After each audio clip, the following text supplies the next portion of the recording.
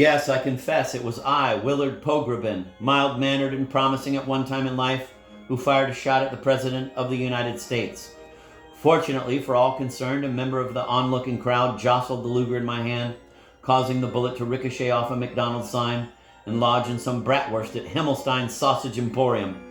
After a light scuffle in which several G-men laced my trachea into a reef knot, I was subdued and carted off for observation. How did it happen that I had come to this, you ask? Me, a character with no pronounced political convictions, whose childhood ambition was to play Mendelssohn on the cello, or perhaps dance on point in the great capitals of the world? Well, it all began 2 years ago. I had just been medically discharged from the Army, the results of certain scientific experiments performed on me without my knowledge.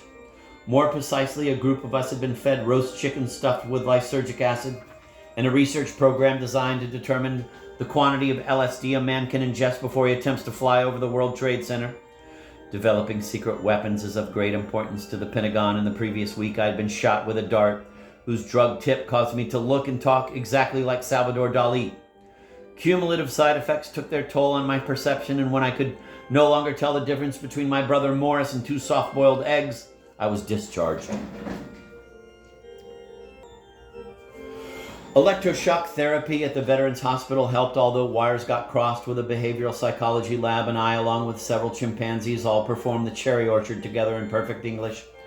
Broke and alone upon my release, I recall hitchhiking west and being picked up by two native Californians, a charismatic young man with a beard like Rasputin's and a charismatic young woman with a beard like Svengali's. I was exactly what they were looking for, they explained, as they were in the process of transcribing the Kabbalah on parchment and had run out of blood. I tried to explain that I was en route to Hollywood seeking honest employment, but the combination of their hypnotic eyes and a knife the size of a sculling oar convinced me of their sincerity. I recall being driven to a deserted ranch where several mesmerized young women force-fed me organic health foods and then tried to emboss the sign of the pentagram on my forehead with a soldering iron. I then witnessed a black mass in which hooded adolescent acolytes chanted the words, "Oh, wow," in Latin. I also recall being made to take peyote and cocaine and eat a white substance that came from boiled cactus, which caused my head to revolve completely around like a radar dish. Further details escaped me, although my mind was clearly affected, as 2 months later I was arrested in Beverly Hills for trying to marry an oyster. Upon my release from police custody, I longed for some inner peace in an attempt to preserve what remained of my precarious sanity. More than once I had been solicited by ardent proselytizers on the street to seek religious salvation with the Reverend Chow Bok Ding, a moon-faced charismatic who combined the teachings of Lao Tzu with the wisdom of Robert Vesco. An aesthetic man who renounced all worldly possessions in excess of those owned by Charles Foster Kane, the Reverend Ding explained his two modest goals.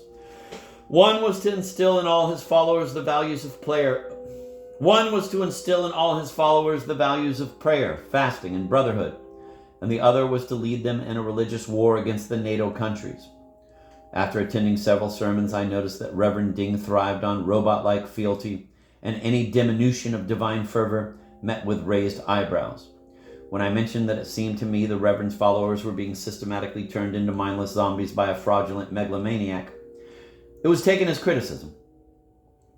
Moments later, I was led swiftly by my lower lip into a devotional shrine, where certain minions of the Reverend who resembled sumo wrestlers suggested I rethink my position for a few weeks with no petty distractions like food or water.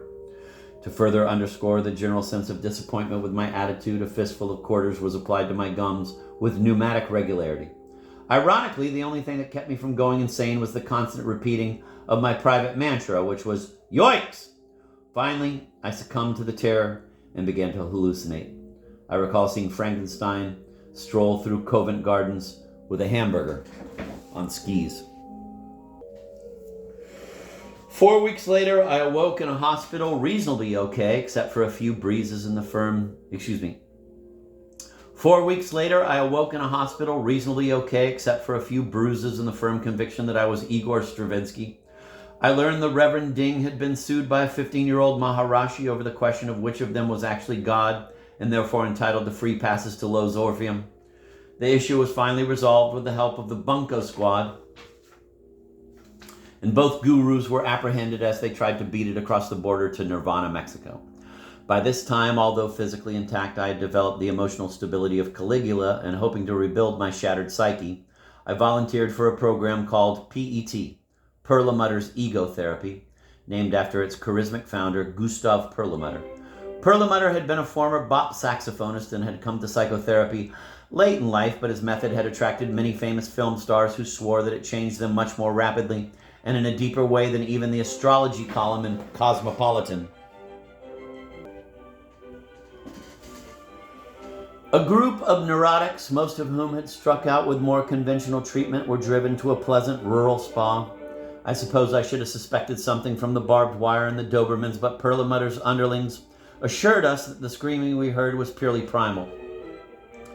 Forced to sit upright in hard-backed chairs with no relief for 72 straight hours, our resistance gradually crumpled, and it was not long before Perlmutter was reading us Passengers from Mein Kampf.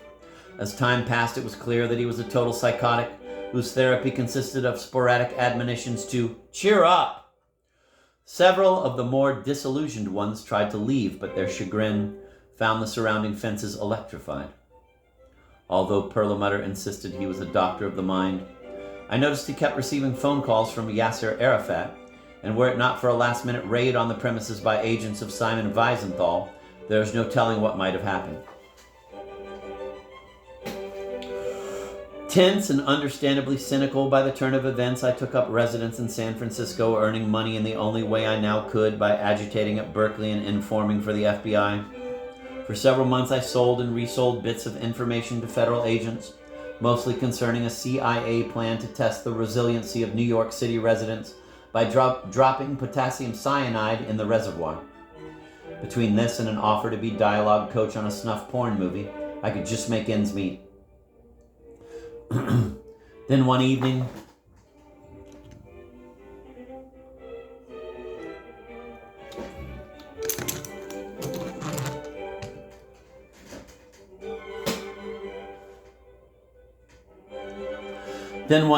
as I opened my door to put out the garbage, two men leaped stealthily from the shadows and, draping a furniture pad over my head, hustled me off in the trunk of a car. I remember being jabbed with a needle, and before I blacked out, hearing voices comment that I seemed heavier than Patty, but lighter than Hoffa. I awakened to find myself in a dark closet where I was forced to undergo total sensory deprivation for 3 weeks. Following that, I was tickled by experts, and two men sang country and western music to me until I agreed to do anything they wanted. I cannot vouch for what ensued, as it is possible it was all a result of my brainwashing, but I was then brought into a room where President Gerald Ford shook my hand and asked me if I would follow him around the country and take a shot at him now and then, being careful to miss. He said it would give him a chance to act bravely and could serve as a distraction from genuine issues, which he felt unequipped to deal with. In my weakened condition, I agreed to anything. 2 days later, the incident at Himmelstein's Sausage Emporium occurred.